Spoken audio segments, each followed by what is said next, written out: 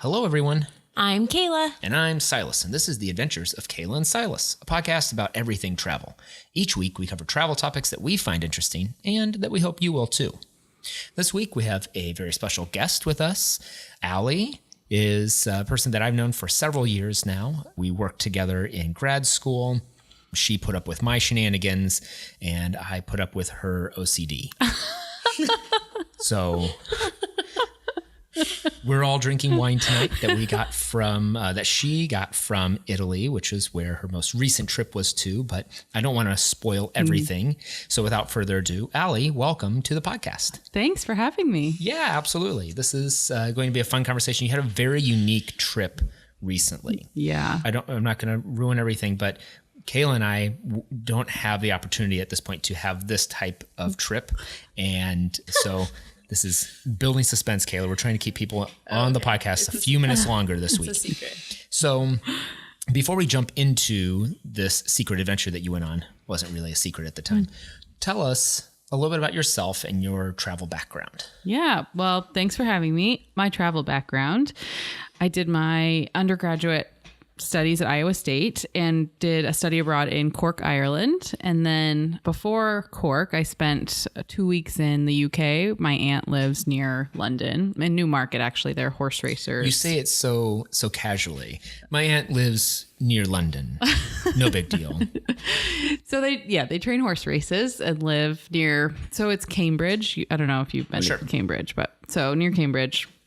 It's a sister city to Lexington, Kentucky. So big horse race town. So sometime in the UK and then studied abroad in Ireland. And then we have a former foreign exchange student who lives in Switzerland now. Used to be Germany, now Switzerland. So spent some time with her there. And then Anthony and I went to her wedding again, and several Anthony years. Anthony's my husband. Aha. Yeah. So studied abroad before we were married. Then after we were married, we went back. Well, it was actually before we were married. That might need some editing, huh? Anyway, later we went to her wedding in Germany. And then, gosh, I think we honeymooned in Fiji. So I think that's pretty much international travel. You've done a few trips. Yeah, nothing long term. A few trips under your belt. So. But I hope someday long term. Yeah. But yeah. So then this summer, are you ready for me to jump into this? Yes. Or should I be waiting? Here, let me ask a question so it sounds like I know what I'm doing here. Okay. So tell us then about your most recent trip. Okay, that was good. Yeah. Nailed it. This summer, my brother and his now wife, then fiance, got married in Italy, Pontremoli. That's never been there. I know. Yeah. And the locals were saying Pontremoli, but it looks like it should be Pontremoli. So anyway, in Tuscany, Italy. So my son, Miles, was 7 weeks old at the time of the wedding. So oh my gosh. I really wasn't sure if we were going to go, and I waited to see what the pediatrician said and how healthy he was, and ultimately decided to go. So, yeah. So this wasn't a easy decision like, no. I'm just going to go to this wedding with my 7-week-old baby. Right. That's a tiny little baby. You're right. Yeah, because we talked about it way before he was even born. Itty bitty baby. Yeah. So it was itty bitty. He was itty bitty. Well, and you never know what's going to happen those first couple of weeks. Right. Yeah. Or how. Yeah. So when did you pull the trigger then for that? Well, the pediatrician told me, so I talked to the pediatrician about it before he was even born. And he said the most important thing is that he gets his 6-week vaccines, which he can have, if he's healthy, he can have at 5 weeks instead of 6 weeks. So it was really like, if I'm early and he's healthy, it'll probably be fine. But if he's late and he's not even 5 weeks old yet, and there needs to be at least a 10-day window between vaccines and the trip. Mm-hmm. So it was a lot of waiting to see. So you really pulled the trigger as soon as. Yeah. So when did you buy a ticket? Yeah. So I used credit card miles and I bought the ticket early, knowing that if I canceled it, I would just be out $125. But I would get all of my credit card miles back. Oh. Yeah, so that was my strategy really smart. To make sure that I wasn't out too much. So I figured, kids, it pays to have a travel credit card. Yeah, seriously. That's how we went on our honeymoon too. But anyway, I digress. So I bought the ticket with miles and then waited to see how healthy he was. And then after I ultimately decided to go, Then I had to add him as a lap child, and that's not free on international flights, which I didn't really know in advance. So Really? yeah. That seems ridiculous. Yeah. So it's 10% of the cost of a ticket at any given time. So if I would have added him before he was born, it would have been really cheap. But the longer you wait, it's 10% of the cost of the ticket at that time. Not the cost of And the you ticket would have that known. you Because already. Right. you knew if you were going, it was with the baby. Right. So, Right.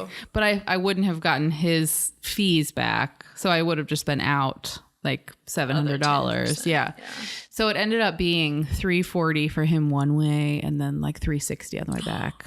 So That's a lot. that is a That's a lot. lot But for a since I baby. didn't, yes, right? He doesn't Baby take up that didn't much room. watch an in-flight movie. He didn't eat the food. He didn't borrow the toilet paper. He definitely wasn't drinking wine. No, though we did change his diaper in the bassinet, and so you get, whenever you travel with an infant and have to pay this fee, you get an economy plus seat automatically, which is cool. So you're sure. in, you know how on international flights they have several where it's like a wall right in front of you. Yep. Yeah. So you always are in one of those seats, and there's a That makes bassinet. sense now because I'm like, how do those parents always get those seats? Right, that's with the why. extra space. Right, and the little hook-on bassinet. Yeah. So we automatically got those seats, and You say we, just you and... me and Miles. Okay. I say we because he's a person too, you know. No, he definitely is. I just wanted to make sure that we hadn't missed another person that was going with you on no, this trip. just the two of us. Just the two of you. Just the two of Oh my us. gosh. Yeah. Anyway, so I changed his diaper in the bassinet, and one flight attendant on the way over was like, "Oh, feel free to change his diaper in this bassinet." And then on the way back, a flight attendant was like, "Excuse me, there's a changing table in the bathroom for that." And I was so mortified. Oh, I was really embarrassed. So, Well, because you Just thought say- you knew how you were supposed Right, to do like, it. I thought that Just was say, okay. Stop changing the rules on me. right, exactly. So the flight attendants weren't all on the same page. With? Oh my gosh, who was it? It was United, but and it actually was United. It wasn't a partner, so it was United the whole way from Des Moines to Newark to Milan, and then on the way back, it was Zurich to Newark to Des Moines. Oh wow, that's a lot of legs for you and a baby. Yeah. That's 7 weeks old. Right? Yeah, it was. Wait, how did you end up in Switzerland? So Svenja is the foreign exchange student who I mentioned earlier, and she lives in Switzerland, and she came to the wedding. So then I drove back with her from the wedding to her house, which is near Zurich. Gosh, what town does she live in? I can't think of it. Anyway, so she and I drove back and drove through the Swiss Alps and spent a couple days with her family, and then I flew out of Zurich. That's awesome. Yeah. Oh wow. And Zurich is where I almost didn't get to my plane because I kept my maiden name on my passport, and Miles has my husband, his dad's name. And so I don't, it doesn't happen in the US, but in Germany, it seems like there are like multiple security points. Do you remember that? I don't know. Maybe it's like that in other countries too. I don't know, but I didn't feel it wasn't that way in Mexico or Fiji, but I've only had problems with customs and security in Switzerland and Germany. oh, interesting. Ever. Yeah. So there was a very scary looking man who said, "Do you have some sort of documentation to show that he's your son? Because I clearly can't ask him." Well, yeah, he's 7 weeks old. Right. And he was They're like, real "You jokesters could-" there. Yeah. And he said, "You could be just carrying him all over the place and he wouldn't even be yours." And I am almost missing my flight because Svenja, whom I love, has a very different time clock than me. She's a little more like you, Silas, with her time. Okay. Oh, I hear your pain.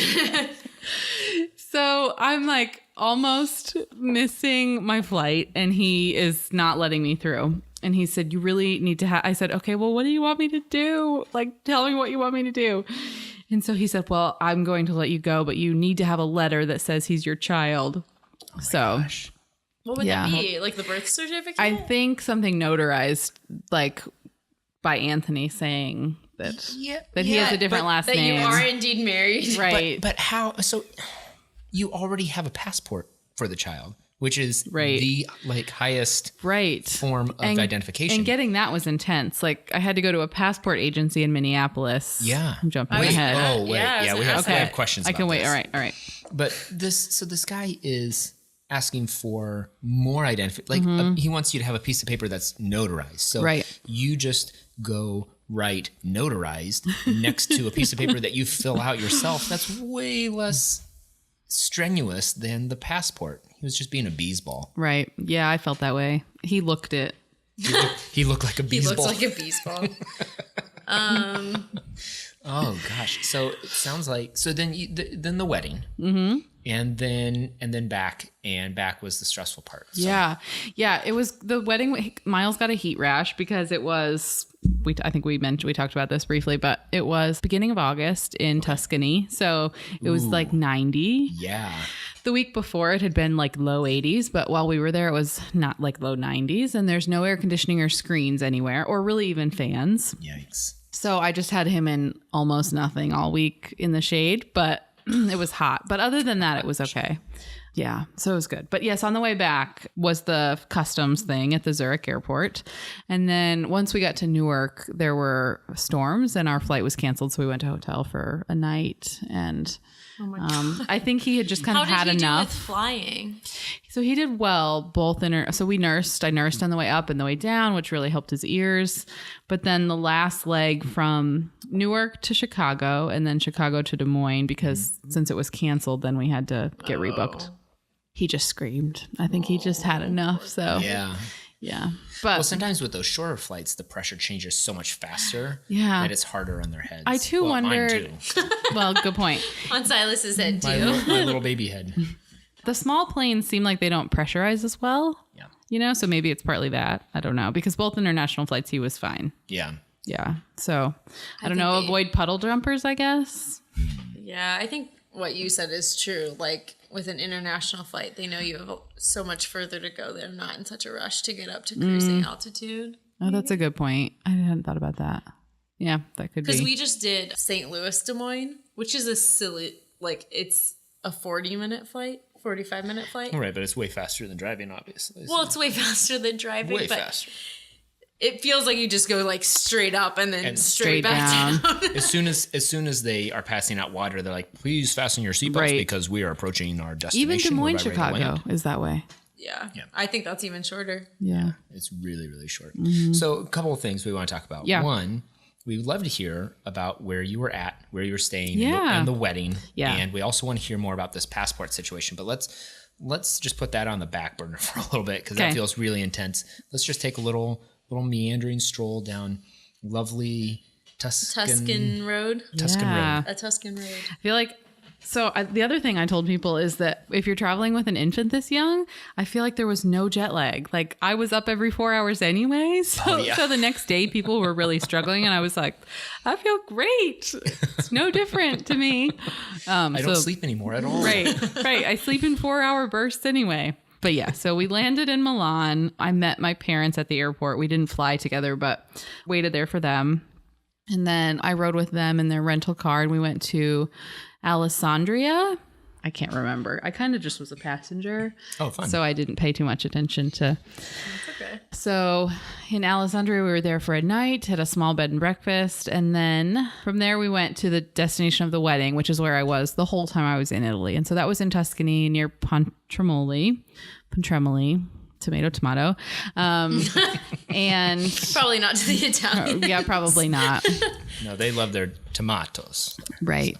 And I'm trying to think. Cornelia was the name of the owner of the villa, which was called Poder Conti.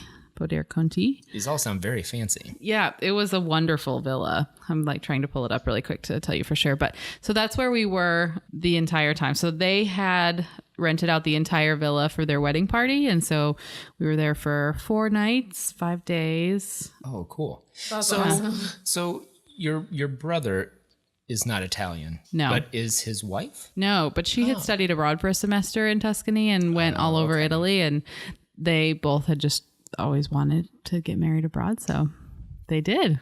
Fun. Yeah. Not always the easiest way to get married. True. But it is one way you can do that.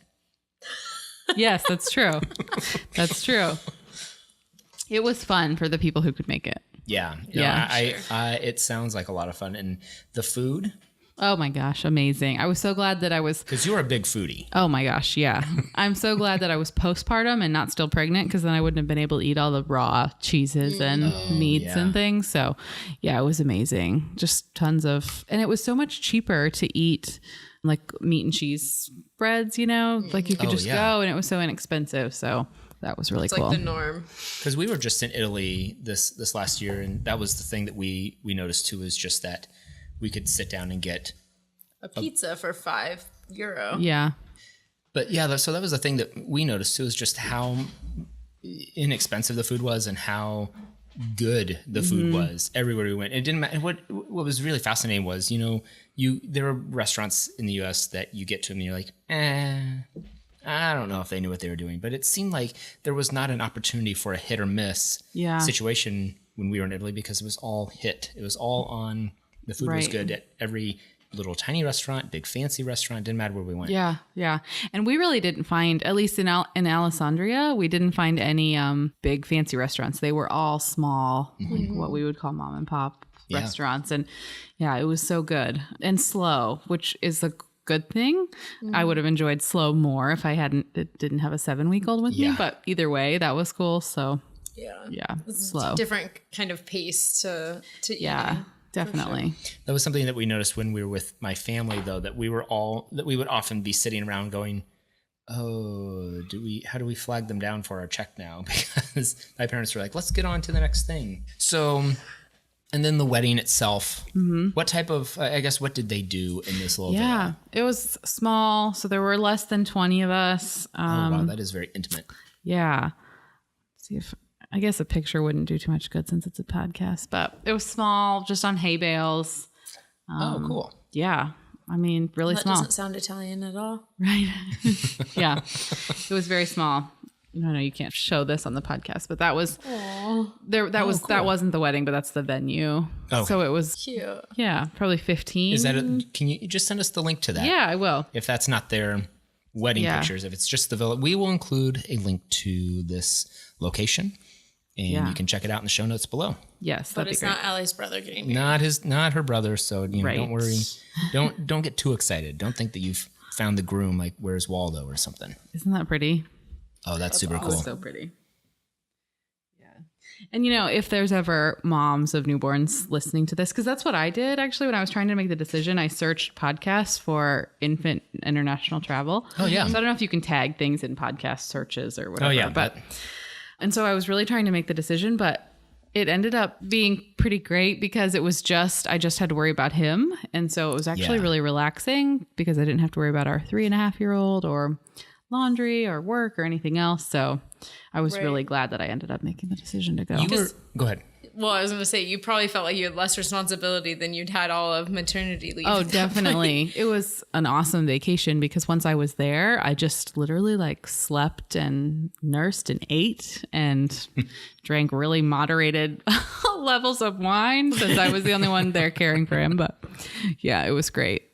That's awesome. Because I remember even in the last 3 or 4 months, I keep seeing friends of mine who've recently had kiddos who are really worried about that first flight. Yeah. And I mean, obviously this isn't something that we've ever had to think about, but some of the people I've seen, they're talking about taking 2, 3, 4-year-olds on their first flight and are really, really worried. And to a certain extent, I get it because I mean, I think the first time I flew, I was a teenager. So it wasn't like my parents were bringing me on international flights as a young kiddo. Right. But on the other side, it's like, gosh, we sit on flights all the time and there are always families around us.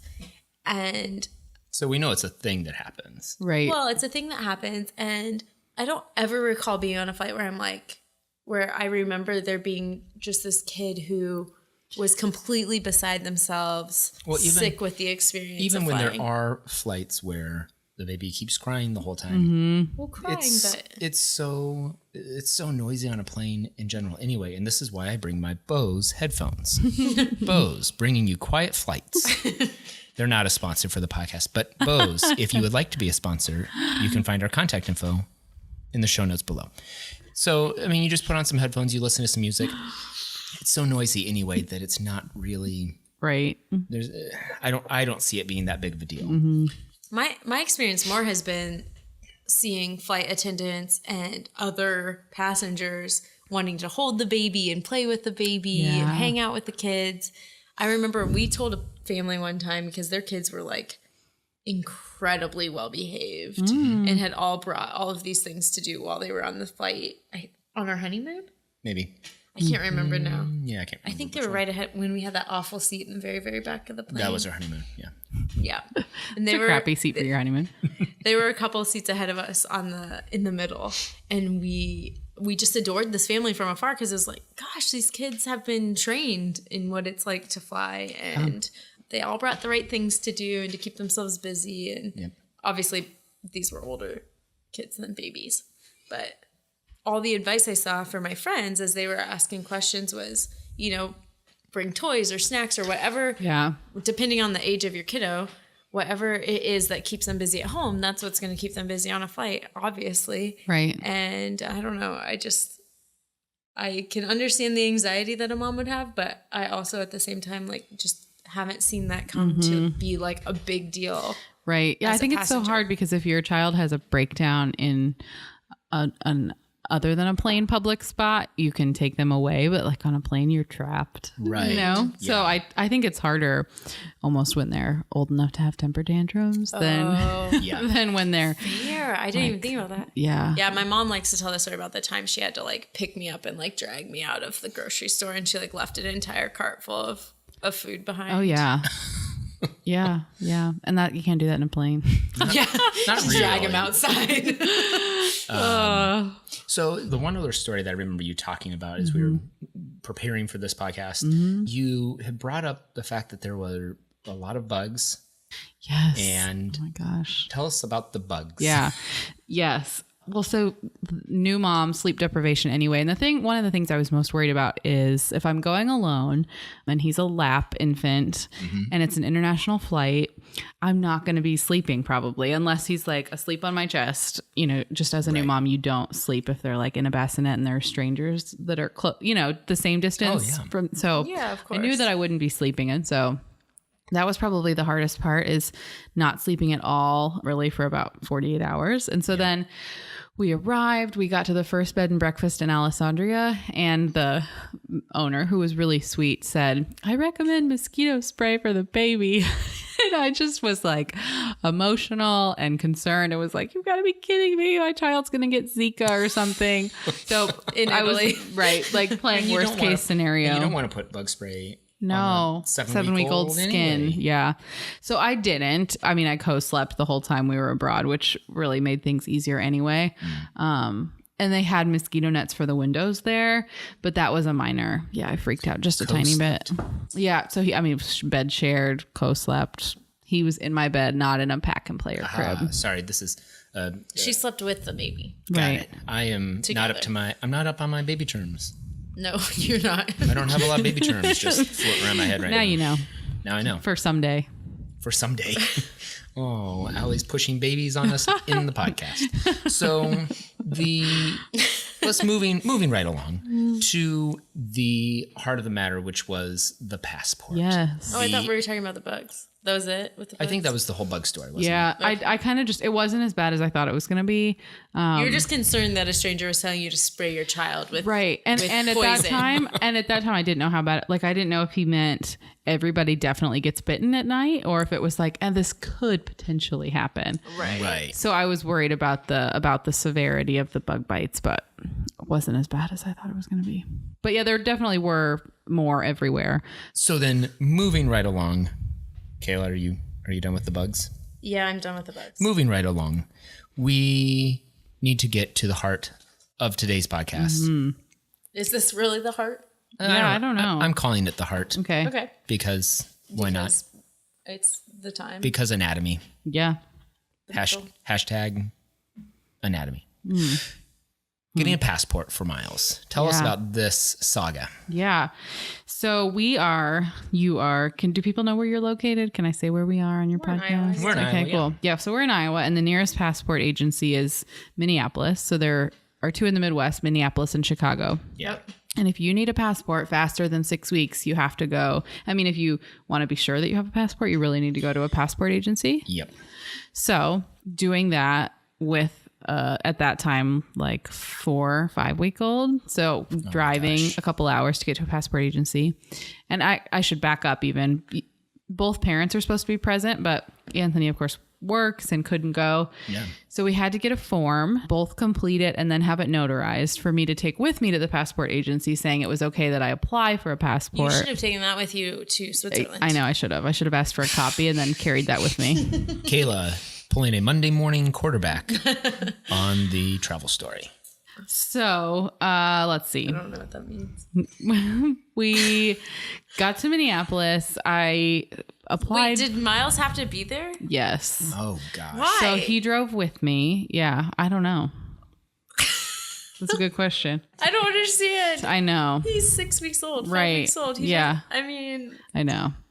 I became really comfortable with using a baby carrier, which that's something I didn't talk about, but like a baby carrier was vital to traveling with a like baby that young. the backpacky kind. Like an Ergo Baby is what I Yeah. wore, but Moby Wrap, Ergo Baby, Catan, whatever, all those names. I know. Ergo Baby, helping you travel with your baby around the world.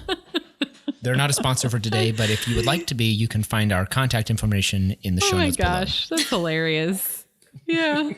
You probably have that throughout every episode, don't you? He's That's really totally he's your really humor. kicked it into higher gear in the last couple weeks. Have you got any hits? We don't, nope. For some reason, see. I'm not surprised. You know, Google will be our sponsor next month. Who knows? Yeah, I mean, We're Yeah. just getting a lot of sponsors. Yeah, come on, Ergo Baby. or all those other ones she rattled off. We could be your Right. sponsor too. Right. We don't know the difference. Just don't do. Yeah, never mind. So Minneapolis Passport Agency. I have the letter with Anthony and I. Well, the form that's notarized saying I can apply for a passport. He's indeed our child. It's okay if he travels internationally. And I wasn't sure what to expect because you have to make an appointment in advance. They're very strict about you being on time. So I was thinking I was going to go and like sit down one-on-one and be interviewed. So I was kind of like, I dress nicely. I sound really naive now, but I really wasn't sure what to expect.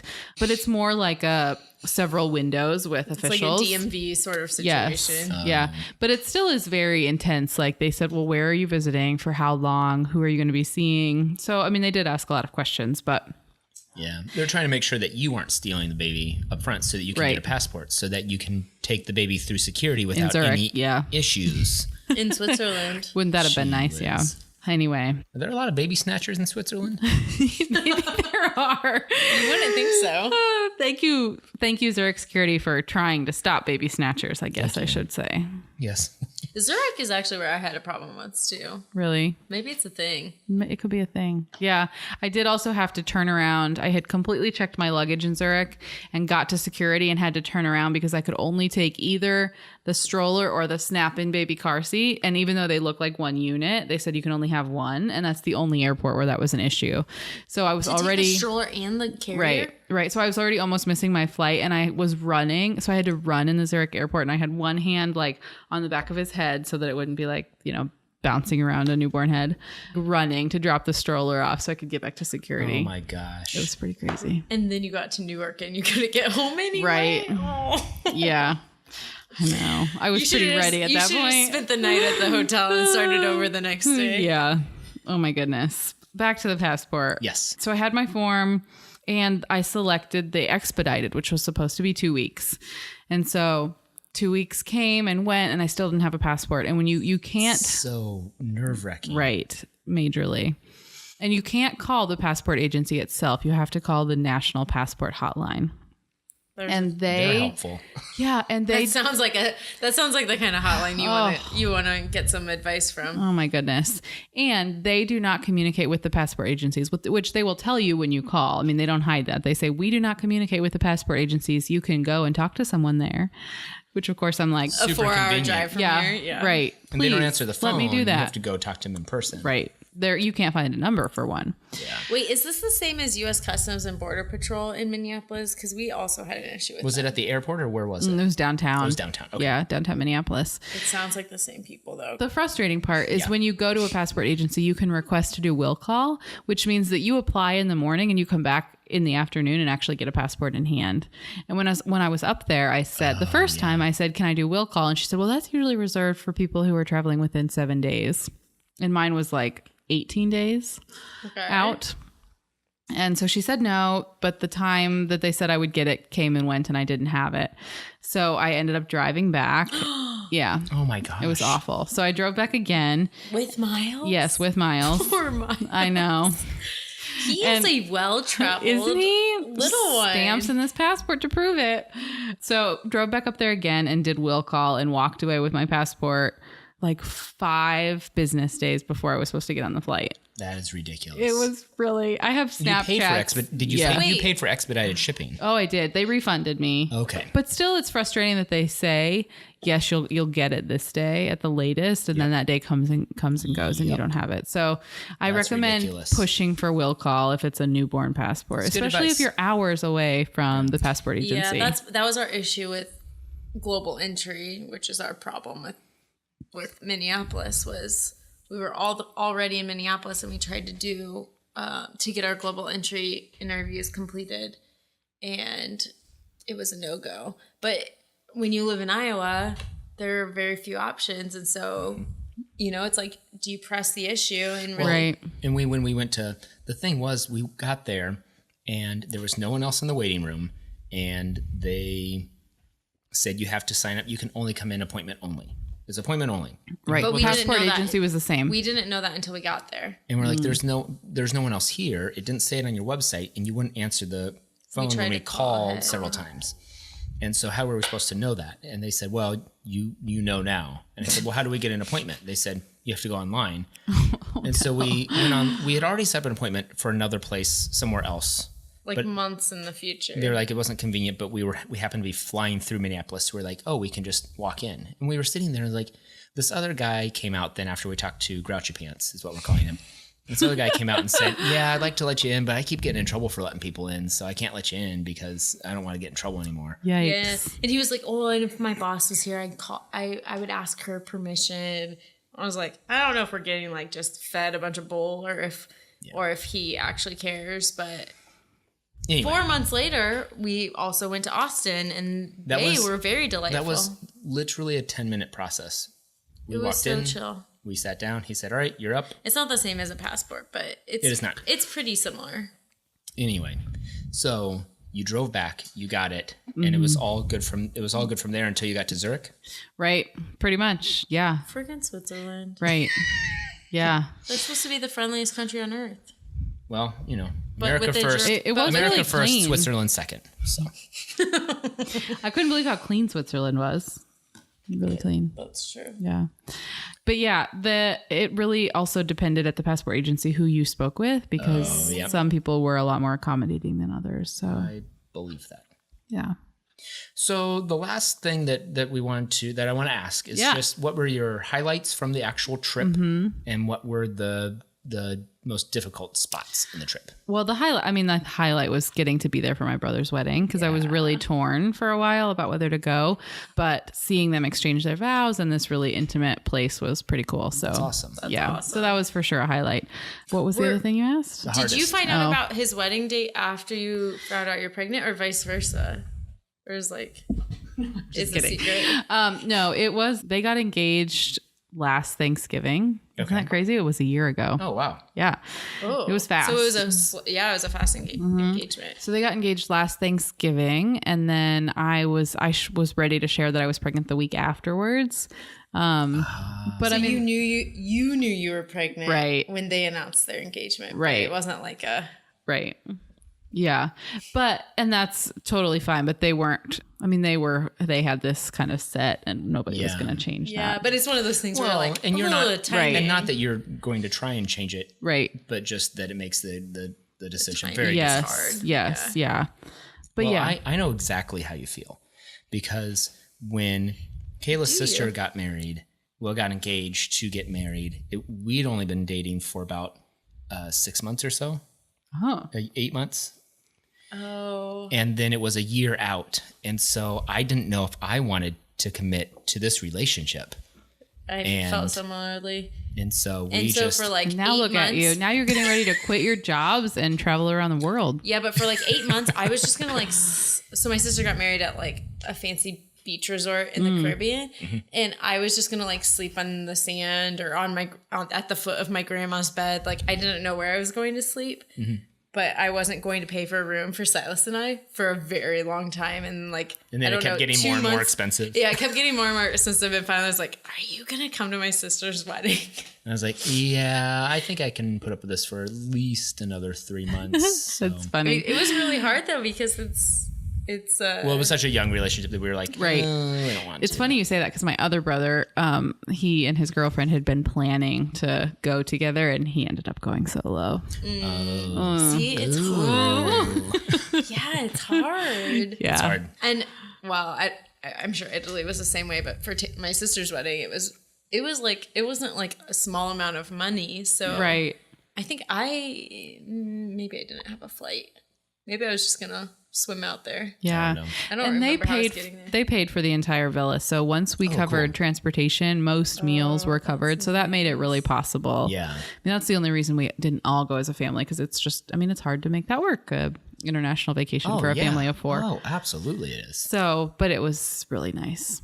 That's awesome. Yeah. Do you think my sister listens to this podcast? No. Hi, Taylor. If you're listening, hi. It would have been great to Tell us hi. not pay for all of your wedding, which was approximately the same amount that we paid for our own wedding. So, Oh my gosh. I would ask. It's going to cost like a family. The hardship part, I wanted to get Yes. to that. Oh yeah. So the hardest part, which I'm about to tell you about, was actually ended up being really empowering afterwards. But when I got to Newark, I picked up all of my checked baggage, which was kind of a lot, like stuff for a baby. And then I had a couple, like 3 bottles of wine. So this was one of the 3. And Important right. Investments. stuff. Right. Yeah, investments. So I picked up all of my checked bags, and then I find out that our flight is canceled and there's nothing going out that entire day. So I actually did have to go to a hotel. Ugh. Yeah. So and the line to rebook, because it was an international flight, I couldn't rebook on the phone or online. So I had to stand in the line to rebook, and the line was 2 hours long. So I have all of my checked baggage and a baby. By this time he turned 8 weeks old while we were abroad. 8-week-old baby. Right. Oh my He's gosh. gotten a lot way older. different than a 7-week-old baby. So had him in the carrier, all of my checked luggage for 2 hours. So in that line, I nursed standing up around lots of other people, changed a diaper, like managed to move all of my luggage and a baby, like in the little increments. And nobody said, you know what, lady, you just go ahead. Oh, well, that's true. But, people are really not happy when they've been, Yeah, everyone's in the same grumpy situation. Right. So in that moment, it was really stressful. That's insane, though, that in order to rectify your situation, you had to stand in line. Yes. Like the thought that you couldn't just go to a hotel and be put on hold for, I understand if a lot of things were canceled. Yes. Needing to right. be on a phone for a while, but and it was just thunder. Like I was kind of like, this is just rain. There aren't it was even August. major It wasn't like thunderstorms. January. Right. Correct. Yeah. Oh, gosh. So that was really stressful, but overall it was really empowering too, because I was like pretty nervous about what if he gets sick, or what if he really screams the whole 8 hours of the flight. Yeah. But then in the end, I don't know, it was pretty empowering to be like, wow, if I can do this, what can't I do? That's super cool. Yeah. It seems like, too, I've seen now the last 2 times we've flown, there's a lot more of these like breastfeeding pods in the airports. Yeah. It's like, it's becoming more and more, I think, recognized this desire women have to have a little bit of privacy. Right. Yeah. And in what I found would is have that helped in the United line. Right. United? Yeah, United.